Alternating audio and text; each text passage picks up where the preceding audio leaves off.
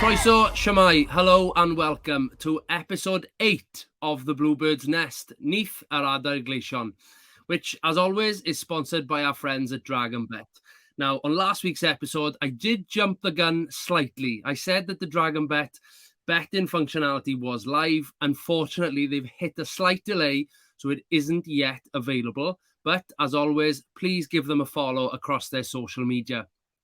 Now for episode 8, as you can see, we've got Pembrokeshire's finest with us. I would say striker, winger, wing-back.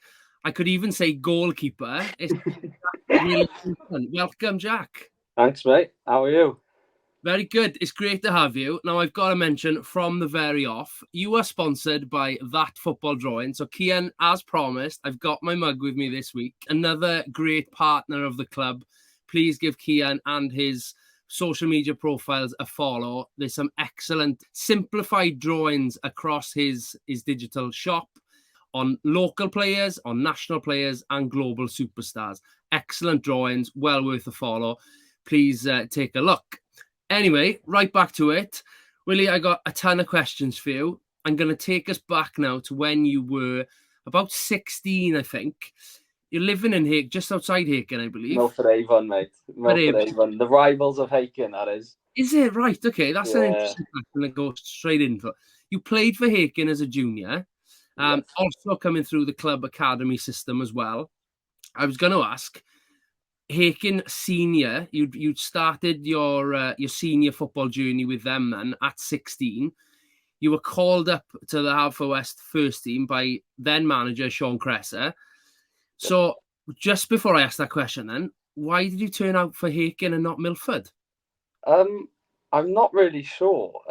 My older brother, who was 5 years older than me, he played for Milford. He played for Milford Haven juniors all the way through and then went and played for the senior team. So I think it was my mum got in touch with Daisy Picton, who's a good friend of mine, Cameron's, his granddad, and he was a coach at the time.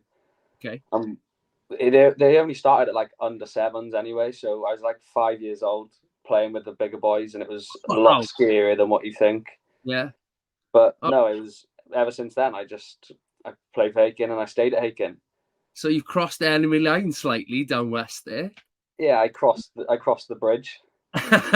there is a bridge that crosses over from Milford to Hakin. So made your way as from a 5-year-old then. So 11 years later, you're 16, making you started with the reserves and then you got into the first team at the Vikings. What was that like then? That must have been a big jump at 16 to go first team football.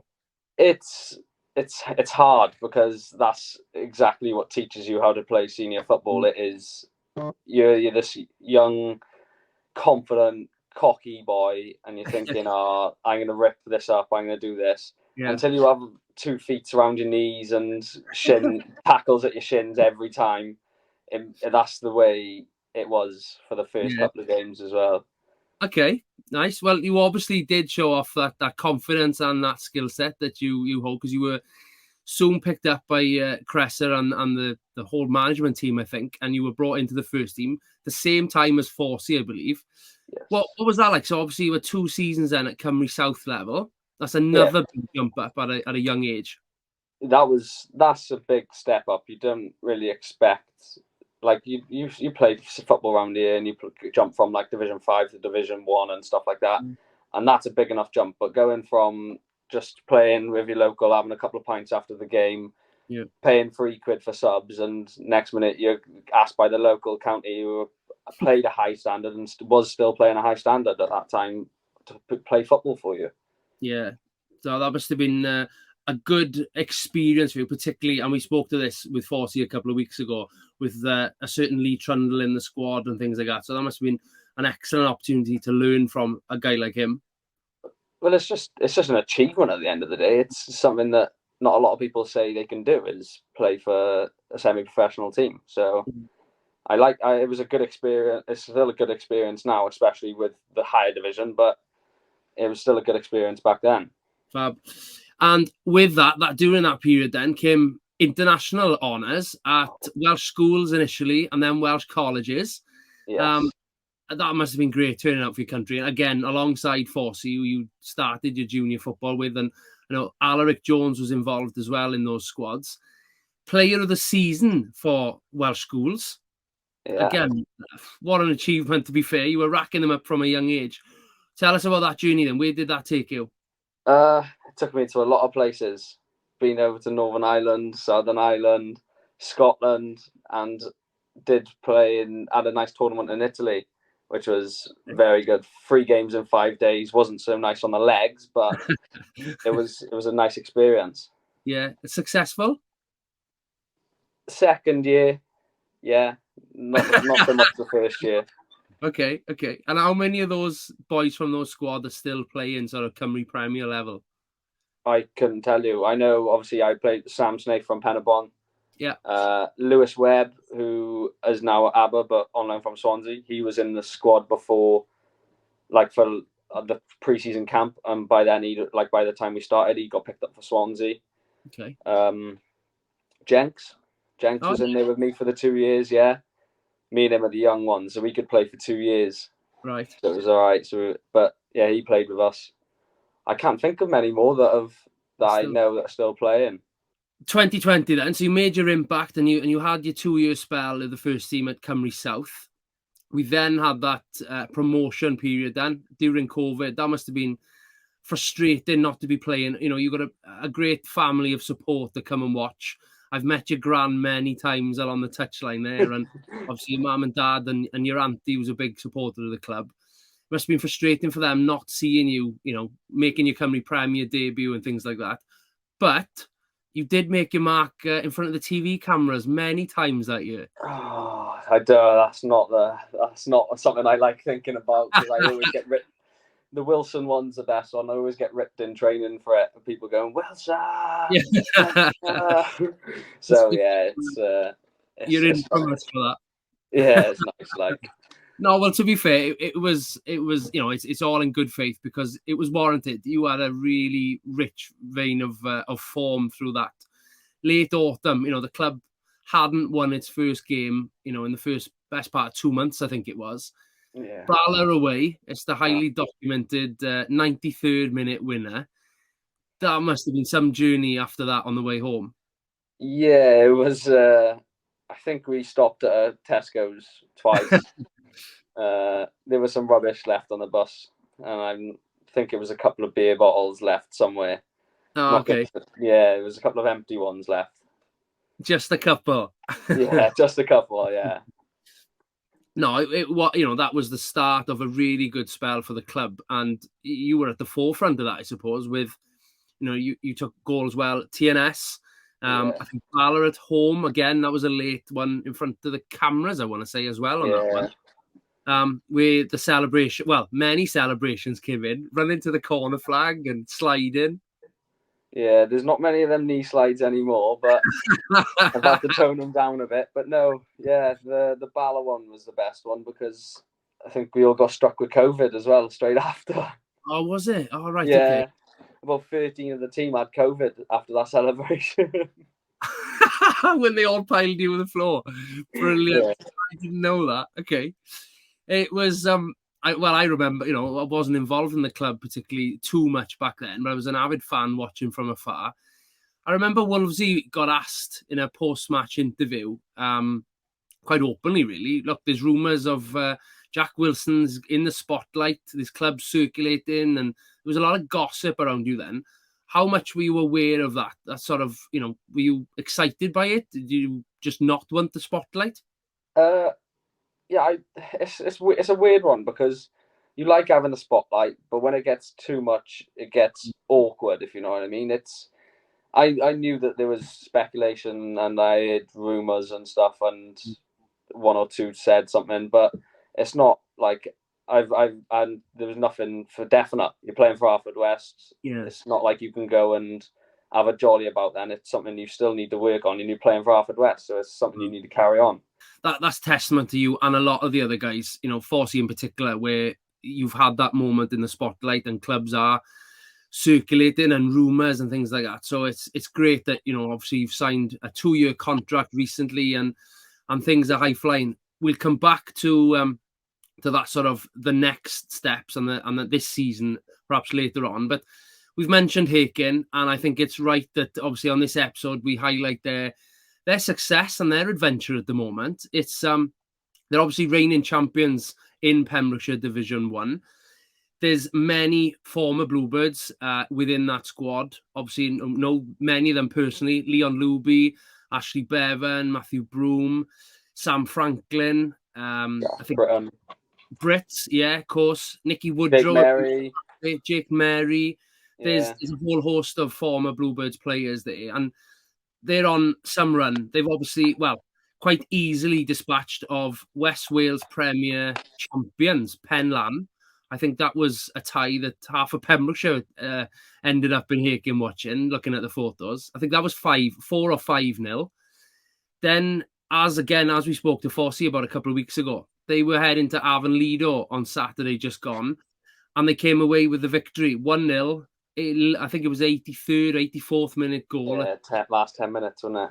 Incredible result, for a Pembrokeshire Division 1 team to go away to a Cymru South team, established Cymru South team, and turn them over is a cracking result. Fair play. And the draw was obviously this week.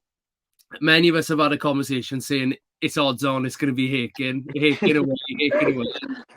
It wasn't, but it was actually Taffswell, who ironically we played this week in the other cup, in the League Cup. So you faced Taffswell this week. You got many friends down at Hakin. What advice, what sort of comments are you going to be passing along, sort of to try and help them get through to another round? I don't really think they need any words of advice. I think like on Saturday when they beat Avonlido 1-0, they probably defended for most of the game. But if you go into places like Avonlido and nicking a 1-0 win, it shows that you've got the quality to go and do that. So I just think that if they keep doing what they're doing, they could probably put up a good result against them. Yeah. No, it's exciting. I think it'd be a tough place for any team to go down to. I wouldn't like to. I wouldn't like to go down there. Not a chance. No way. We spoke obviously about what would it be like for you and Fossey turning out against your friends, but obviously the first club you started at, you said you wouldn't have relished that opportunity. I think they wouldn't have held back and probably kicked you twice as hard. The abuse from the sidelines as well would have been lovely. And that would have been just from your mum and dad. Yeah, my mum and dad would be supporting Hakin. Oof. I don't know about that. They're big loyal fans of the club. I think they would have been watching through closed fists, I think. Yeah. Okay, well, obviously that fixture will be coming up soon, so we wish Hakin the very best in the Welsh Cup next round on that one. Okay, moving on now then, we've got some quick fire questions for you. Oh no. It's really straightforward. So, favourite TV programme to begin with? In-betweeners. I'm biting my tongue here. I'm dying to say something. All right, okay. The series is so much better than the film. Like, I could probably watch it if I had a day off work or we didn't have a day on football. I could watch every single episode all day long. Hey, I might start calling you Neil. I think that's. I was going to ask who in the squad would be each character, but I won't. I'll just call you Neil from now on. Favorite film? Oh.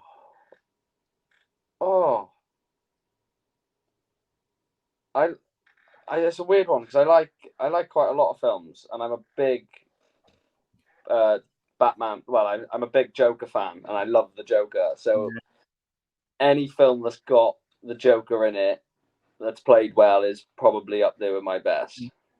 The most recent, I think, Joker, that was a phenomenal, and that twist at the end was not expecting that neither. Well, the worst thing is I haven't seen it because it was in cinema, and I can't remember. I think I was busy most weekends, and I just didn't have the time to go and watch it.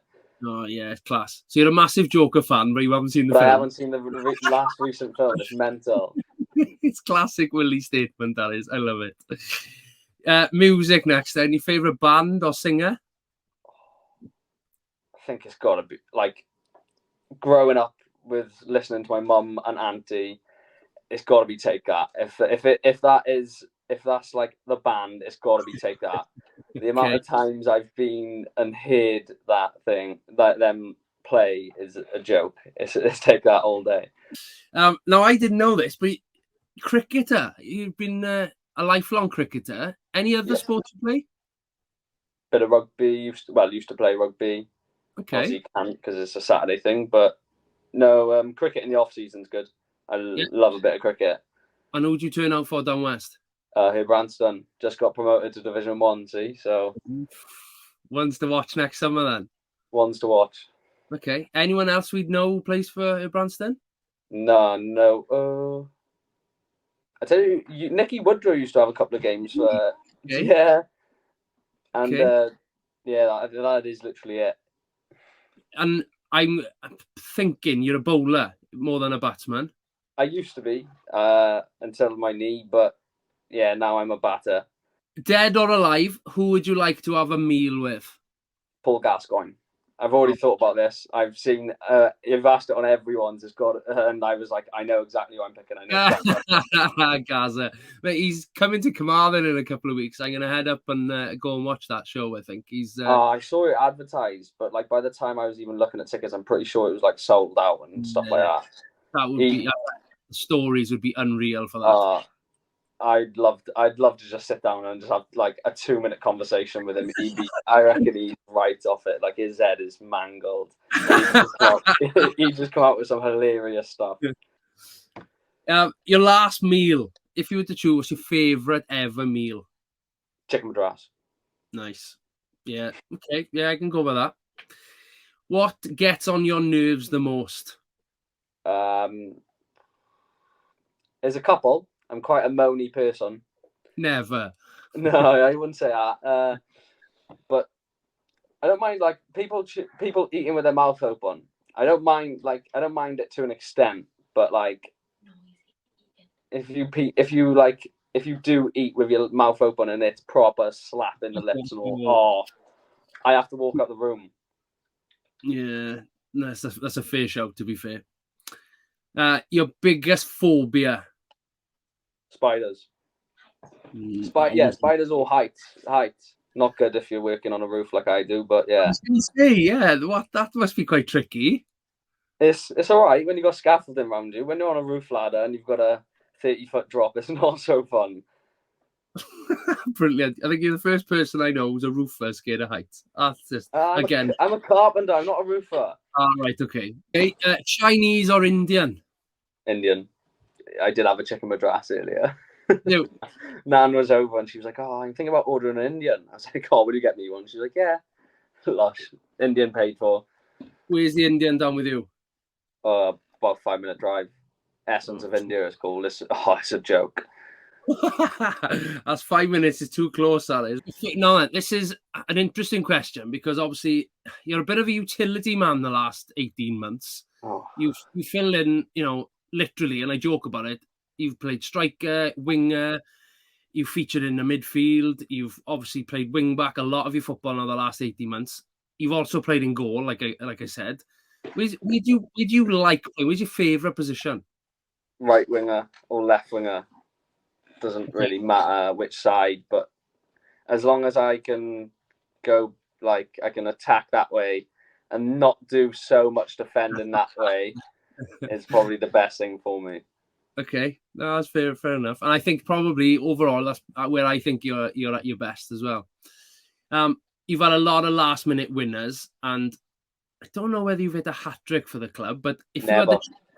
Never, right? Okay, well, interesting answer here then. A last minute winner or a hat-trick? Last minute winner. Last minute winner all day. Yeah, because you've had a few, you know what it feels like, I'm sure. You can score a hat trick and still lose 4-3 at the end of the day. Quite right. Yeah, okay, quite right. Fair enough. You'll just have to score a hat trick to see if it makes you feel better. This Saturday, please. From all the squad, when you travel away, you room with 4C nearly every time, I think, don't you? Yeah, every time. Every time we can. Who's the least person you'd like to pick to be in a room with and why? Jordan. I love it. He'd been away for a week. He'd gone back home, and the 2 training sessions we had without him with the quietest, nicest training sessions ever. Come on. He is so loud. I love the boy to bits. He's ledge, but he is so loud. But his episode on the Bluebirds Nest is imminent. I gotta get him on because he's having a tough ride with people picking him for different things. But yeah, I know exactly what you mean.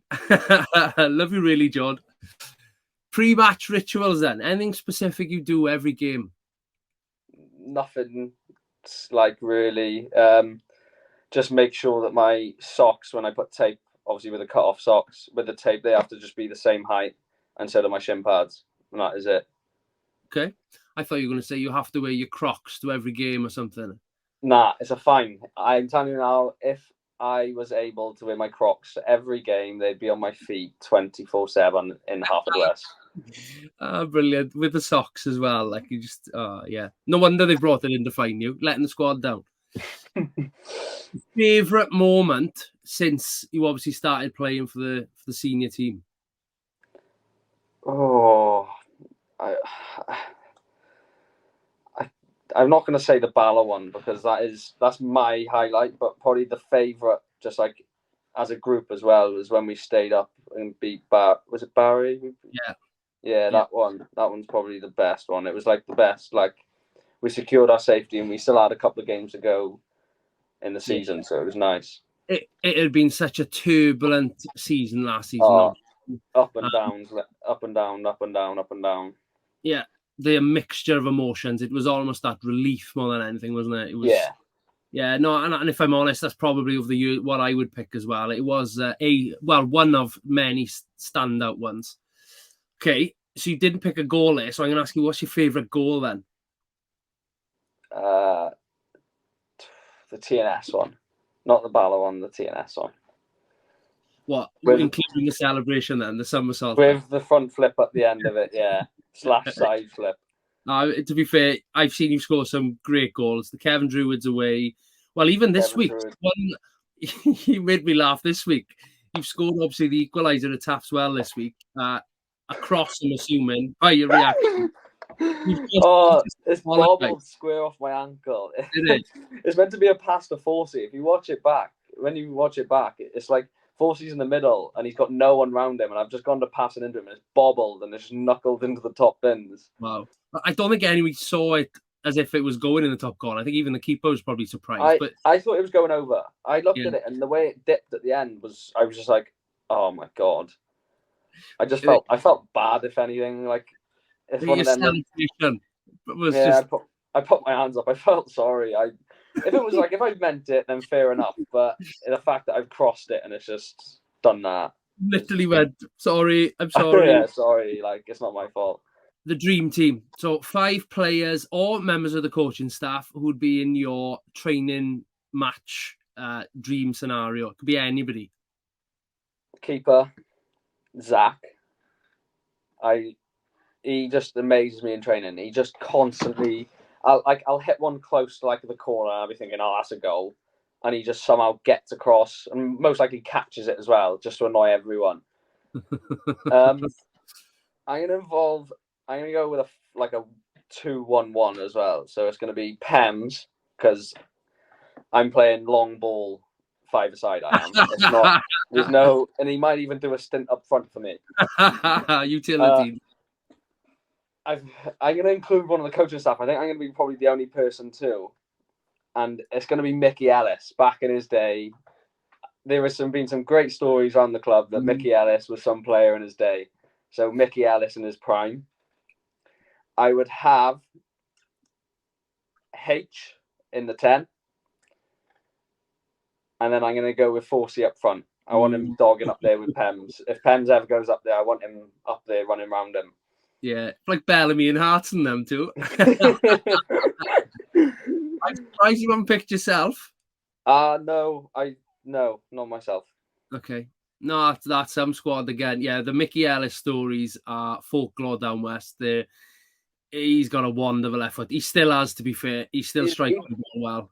Even in training, like I might go out like a couple of minutes early. Me and him are just pinging balls for 5 minutes, and and his touch still is. He never lost. He's never lost it. He could probably do 45 for us. Mate, the way the injuries have been recently, I'm surprised he hasn't. Yeah, I'm surprised he hasn't signed the contract. Oh, very good. Yeah, that's a strong team, to be fair. And I think it is one of the first management staff to be picked into a fives. And I think it's the first week Jazz hasn't been picked as well. But yeah, congrats to Mickey in particular. Okay, we've now got some breaking news of sorts for the Bluebirds Nest. And for the last 7 weeks, we've been asking one member every week their predictions for the upcoming Cymru Premier fixtures. Now, with ever-increasing number of people joining the Bluebirds 1899 membership, we've decided to call a halt on the one-person-per-week prediction league. So on that, congratulations to Phil Lutus, who by default has won that league after 7 weeks with a huge score of 4 correct predictions. So fair play, well done, Phil. But in light of these ever-increasing numbers of Bluebirds 1899 members, we're going to open it up so that every single week we're going to have an opportunity for all members to do their predictions, making sure that, again, it's very fan-centric and inclusive. So looking forward to next week launching this on the vodcast and the podcast, allowing those members to predict for the following Saturday's fixtures. You will have confirmation via email in the next few days from the club, giving you the link for you to fill in your online predictions. So look forward to that. And at that stage, hopefully next week, will coincide with the official launch of Dragon Bets software as well. So pausing the one person per week and launching the inclusive approach in the next episode. Last question for you then. I mentioned, obviously, the 2-year contract you signed this summer. You are, as we discussed on the bus on the way home from Taswell, the current top scorer at the club. You know, you've already scored some crucial, important late goals and winners, etc. this season. So you're doing really well. That must have been the aim from the start to start lively and get some goals under your belt. What are your aspirations now then for the remainder of the season? Just keep it going, really. Score as many goals as I can, but also help the team in the way that I can. It's like, if it's not scoring goals, it might be defending, and it might just be doing what needs to be done. Yeah. At the end of the day, it's not in goal or playing wing back then. Yeah, I can see myself doing a stint in goal, and maybe fancy myself in there. What fixture was that? Cymraeg and Clydach in the cup. We lost 2-1. Steve Hall went down injured. That's right. I do remember it now. And that's I did the last 15 in goal. Yeah. Okay. Well, yeah. Keep on scoring the goals. Keep doing well. And I got to mention again, Kian, who is your sponsor. Yes. I love the touch. Obviously, Kian had a tricky spell with an eye injury. When you scored and you did the old the draw-in celebration, I thought that was a cracking touch. That's my attempt to draw in. That is.